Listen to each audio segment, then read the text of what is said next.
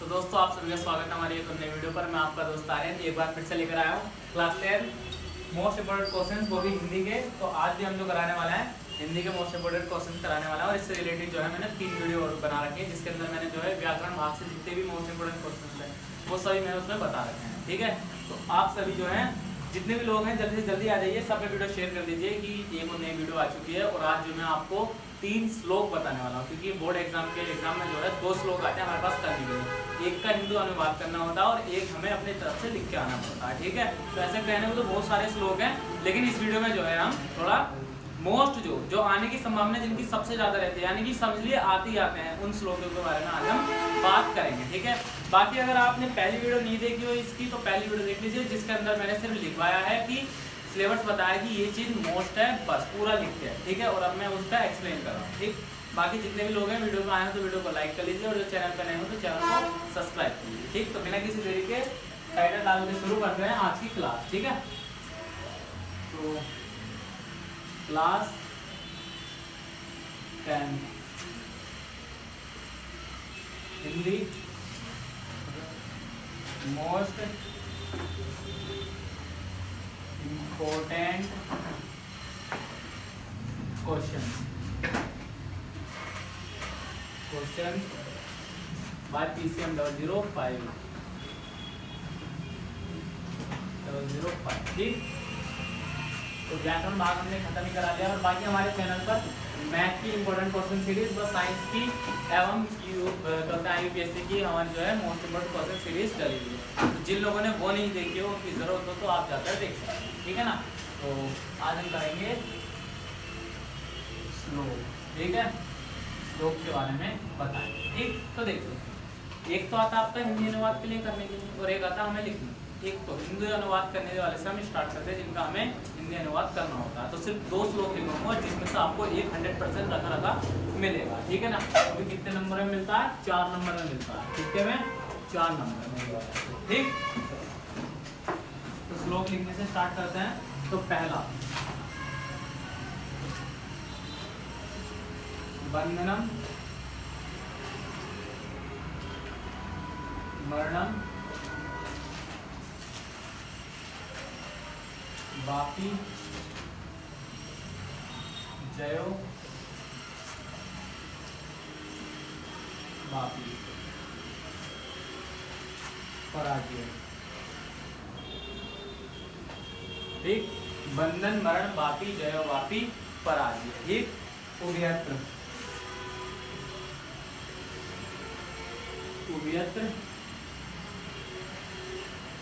समो उभयत्र समो वीरहा और पराजय। ठीक, ये जो बिंदी है ये मोस्ट होती है। ठीक, क्योंकि श्लोक का जो मीन्स होता है इन बिंदियों से ही पता लगता है। तो ये लगाना नाम है। जैसे देखो मैंने यहाँ पर लगाया मरणम, वो बंधनम, मैं लगाया मरणम, ये माँ की आवाज निकालता है। जब बिंदी शब्द के बीच में होगी तो वो अम की आवाज निकालेगा, और जब बिंदी शब्द के ठीक ऊपर होगी तो वो मैं की आवाज निकालेगा। अब 2 बिंदी होती है जो आगे लग रही होती हैं। ठीक है, ये है की आवाज निकालती है। ठीक, मरणम उभयत्र समो वीर, और फिर वीर भागो वीरता। ठीक है, वीरता ये वर्ड को आधा कर देती है। ठीक है ना, ये क्या करती है? ये वर्ड्स को आधा कर देती है। ठीक, वीर भावो ही वीरता से ही वीरता। ठीक, ये है हमारा पहला श्लोक। ठीक, तो देखो ये श्लोक काफी बार आ चुका है और ये जो है आने की संभावना रहती है इसकी। ठीक, तो इसका एक लिखेंगे हम संदर्भ लिखेंगे, और फिर लिखेंगे हिंदी का अनुवाद। तो संदर्भ किस तरीके से लिखना है? तो पहला पॉइंट करके लिख लो इसका संदर्भ। 2 नंबर मिलता है संदर्भ के, 2 नंबर मिलता है किसके? श्लोक के अनुवाद के। ठीक, तो संदर्भ। ठीक है, संदर्भ। तो देखो संदर्भ कैसे करेंगे? प्रस्तुत श्लोक। ठीक, प्रस्तुत श्लोक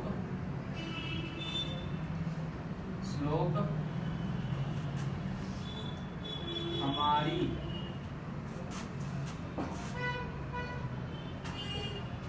पाठ्य पुस्तक के संस्कृत खंड के वीर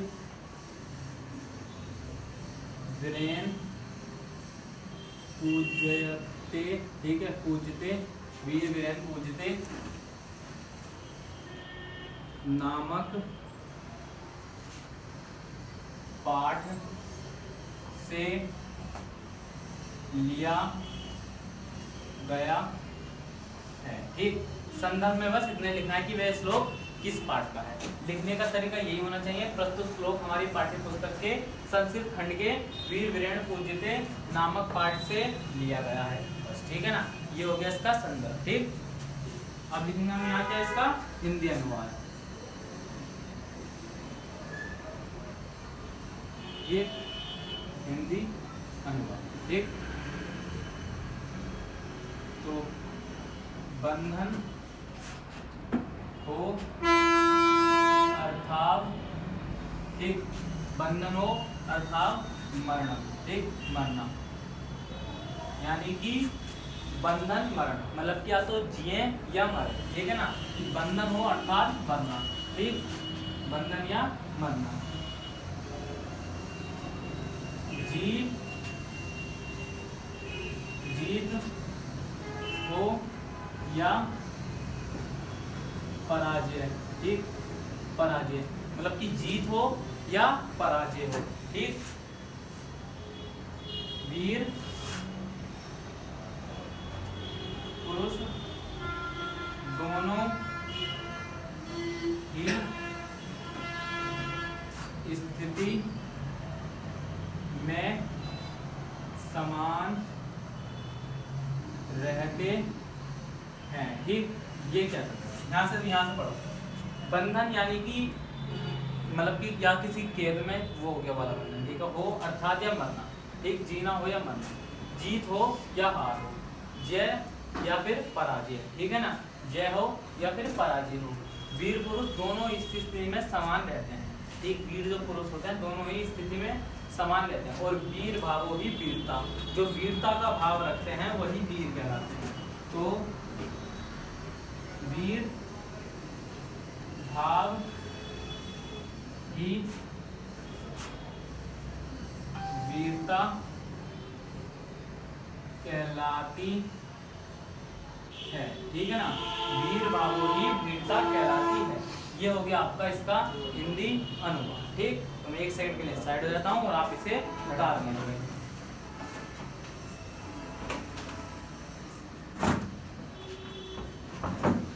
ठीक है ना। चलिए कर लिया, चलो, ठीक। तो मैं सब रफ करा देता हूँ, बाकी आप लोग इसे वीडियो को पॉज कर लेना जब मैं एक सेकंड के लिए साइड गया था और तब इसे उतार लिया, ठीक है।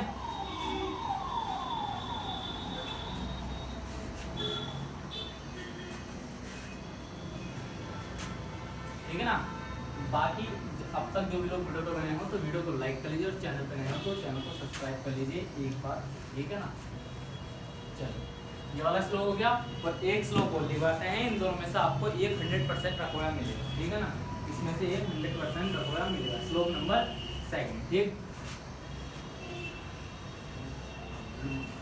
ठीक। मरणम मंगलम यत्र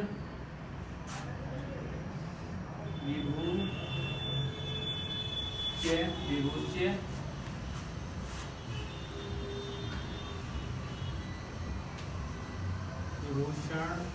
विभूषण, ठीक, कि मरण क्या बोलते हैं, मरणम मंगलम यत्र विभूषणम, ठीक।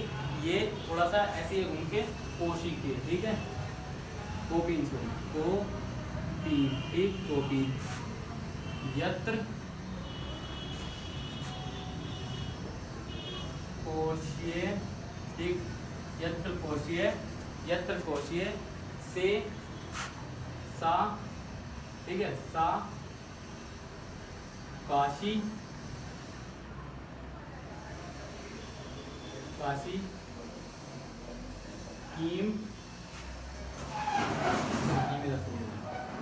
कीम, ठीक है, कॉपी, कीम कॉपी, ठीक है ना। ये है एक, थोड़ी काशी थोड़ा काशी, ठीक, कीम कॉपी, ठीक। तो ये है एक, तो इसका भी हम क्या लिखेंगे, सबसे पहले लिखेंगे इसका संदर्भ, ठीक है ना। तो लिखते हैं इसका संदर्भ,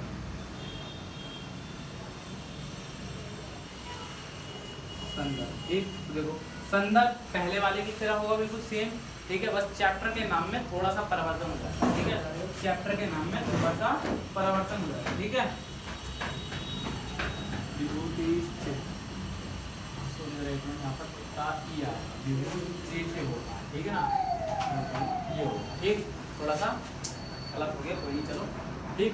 तो विभूति हो, ठीक है। थोड़ा ये याद करने में थोड़ा ऐसे ही है, इसे थोड़ा ध्यान से याद करना पड़ेगा। ये वाले ये दो वर्ड हैं, यही थोड़े मुश्किल है, ठीक है ना। ये वाले जो दो वर्ड्स हैं ये थोड़े मुश्किल है, ठीक। बाकी आप जरा 1 मिनट रुकिए, बाहर सारा ट्रैक्टर जा रहा है, इसे और निकल जाने दीजिए, ठीक है ना।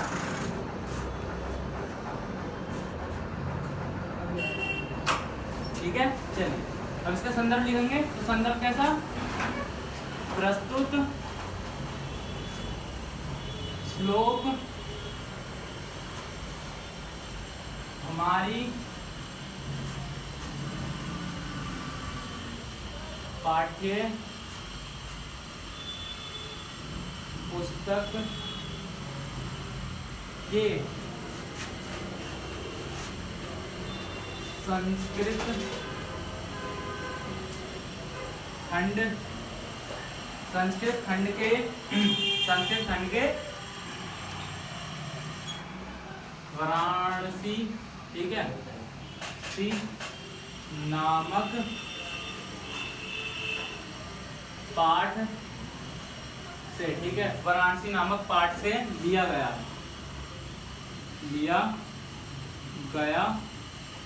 है, ठीक है। वाराणसी नामक पाठ से लिया गया है, ठीक है ना। चलिए, ठीक, ये तो हो गया इसका संदर्भ। अब क्या लिखेंगे, हम लिखेंगे यहाँ पर इसका अनुवाद, ठीक, हिंदी अनुवाद। तो अनुवाद भी बिल्कुल इसकी तरह होगा, मरणम मंगलम, ठीक है। मरणम मंगलम मतलब कि जहां मरना मंगल हो, ठीक है, जहां मरना मंगल हो, ठीक। विभूत से विभूषण, यानी कि जो जहां भभूत, जहां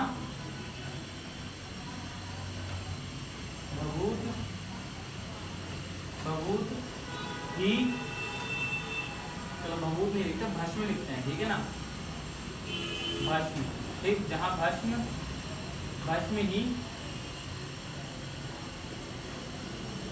आभूषण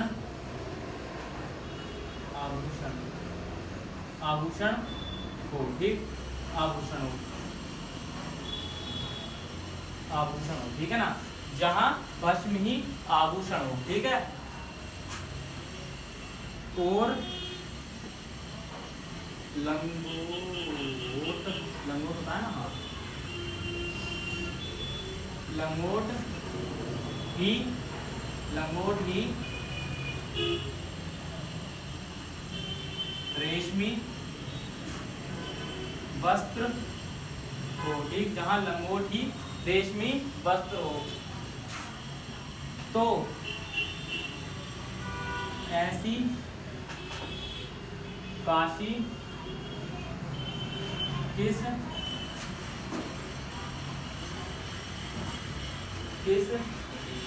के, ठीक है, किसके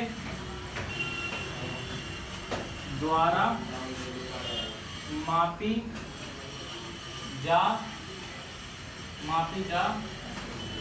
सकती है, ठीक है। तो इस श्लोक में जो है नॉर्मली उन्होंने काशी की विशेषता के बारे में बताया कि काशी क्या क्या है, ठीक है। और उसे हम किसी भी द्वारा नहीं माप सकते, किसी के द्वारा हम उसकी ना तुलना कर सकते हैं, ना ही हम उसके किसी के द्वारा हम उस चीज़ को जता सकते हैं, बता सकते हैं। तो वह है काशी किसके द्वारा मापी जा सकती है। मरणम मंगलम जहाँ मरना मंगल हो।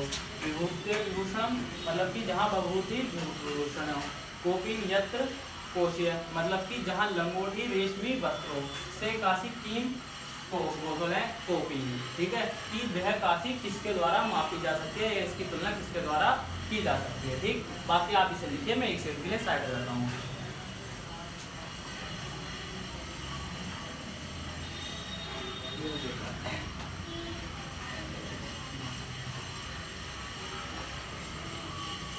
ठीक है ना, चलिए ये उतार लिया, बहुत बढ़िया, ठीक है ना। चलिए अब मैं इसे रफ कर देता हूँ। एंड 2 श्लोक तो बता दिए हैं जो आएगा आपके पेपर में रखा रखा उनके हिंदी अनुवाद करने के लिए। इसमें से एक श्लोक 100% आता है, 100%, ठीक। अब एक श्लोक आता है कि आप एक अपने पाठ्य पुस्तक में दिए गए किसी श्लोक का वर्णन कीजिए जो इस प्रश्न पत्र में ना दिया गया हो, मतलब कि जो इस प्रश्न पत्र में ना लिखा गया हो, ऐसा एक श्लोक बताना है, ठीक है। तो मैं आपको एक श्लोक लिखवा रहा हूँ, उसे आप लिख लेना, और जो है आपका 2 नंबर का मिलता है, तो 2 और 4 कुल मिला के हो गए 6 नंबर, यानी कि 1%, ठीक है ना। तो उसे आप लिख लेना, ठीक। तो वो है ये श्लोक। एक ही लिखूंगा और ये वाला श्लोक तो आते ही ना कर लीजिए, ठीक है ना। तो इसे एक को याद कर लेना, ठीक। चलिए लिख लीजिए, यही बात है। आज जो उसमें प्रश्न पत्र में नहीं दिया हो तो हमें वही तो लिखना है जो ना आता हो उस प्रश्न पत्र में, और आज तक वो श्लोक आए नहीं, कि पास वाले बैठ के हंस रहे हैं कि कभी ना आता हो, वही पढ़वा रहे हैं। चलिए कोई नहीं, ठीक है। ठीक, मान जितवा प्रयोग भक्ति, एक मान व प्रयोग भक्ति, क्रोध जितवा क्रोधित्वा प्रिय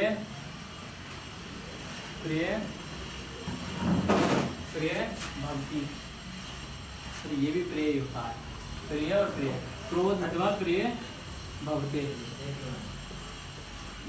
ठीक। मान अथवा प्रिय भक्ति, क्रोध अथवा प्रिय भवते, मान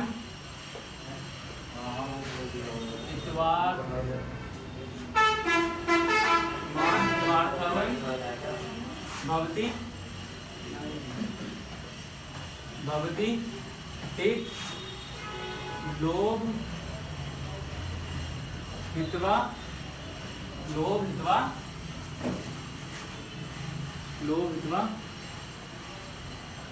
प्रिय भक्ति,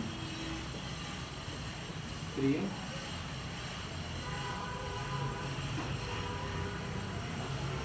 भवते, ठीक है ना।